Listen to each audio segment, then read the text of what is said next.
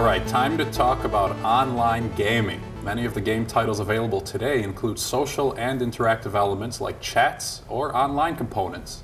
Others can be altered by downloading player-created content right from the internet.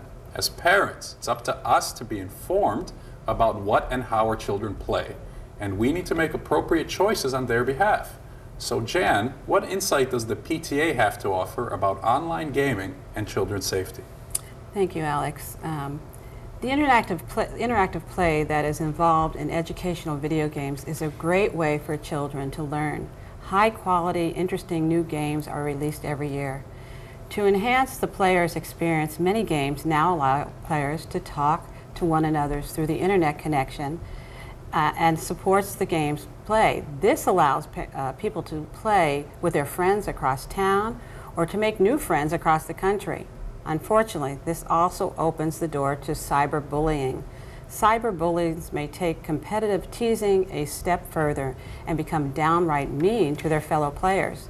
Such hurtful language can have a powerful effect on teenagers who have built a social reality in the online gaming world. If you start to see the traditional warning signs of being bullied, suddenly becoming withdrawn, suddenly losing interest in things he or she used to enjoy, being anxious, sad, or moody, or having trouble sleeping, don't rule out the online interaction and the relationship that your children may have formed. Okay, Jan, but are there some benefits to playing some of the newer video games today? Absolutely. There are plenty of video games that promote healthy lifestyles. In fact, there's a new type of video game that might actually help your child become more physically active. Exergames require players to move around, to dance, kickbox, for example.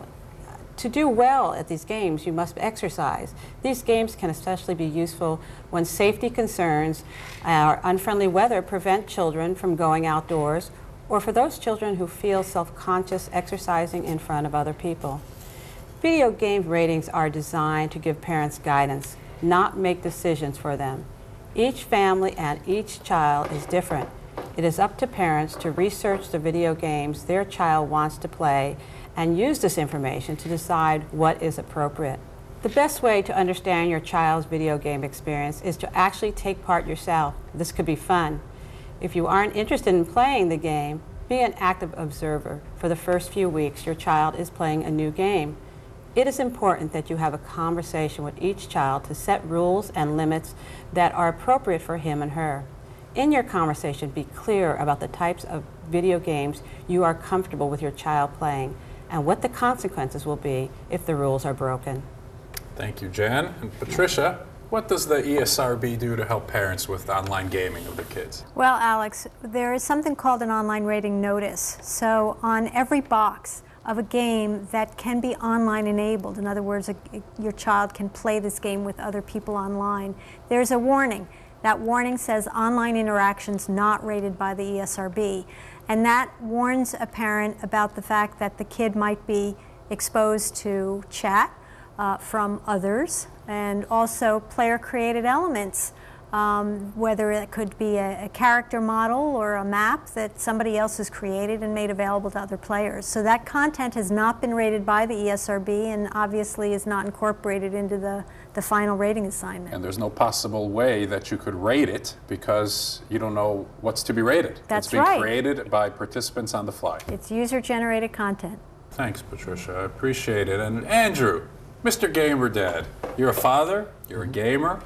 How do you deal with the realities of the internet and gaming? And actually, what tools can you mention that parents can look to make sure kids are having a rewarding and safe online experience? Well, there's most of the consoles now have parental controls, and a lot of those can affect online behavior. You can police who's playing with your kids. You can make sure that their friends are in their friend list or have the friend codes from the Wii to play together. You can use it to keep in touch with cousins far away, make online gaming a family thing. I've even heard stories about divorced dads having visitation with their kids in the worlds of Warcraft out there. So there's a lot of things you can do with multiplayer and keeping safe. The best thing you can do, though, in my opinion, is not have the computer in the kid's bedroom. Make sure that the computer that is online enabled for the family is in a place where the parent can walk by it, can look at it, can see what the kids are doing on it. Because just the threat of the parent looking over the child's shoulder might be enough to keep the child from getting into something that he or she shouldn't be. Could be, right. All right, thank you.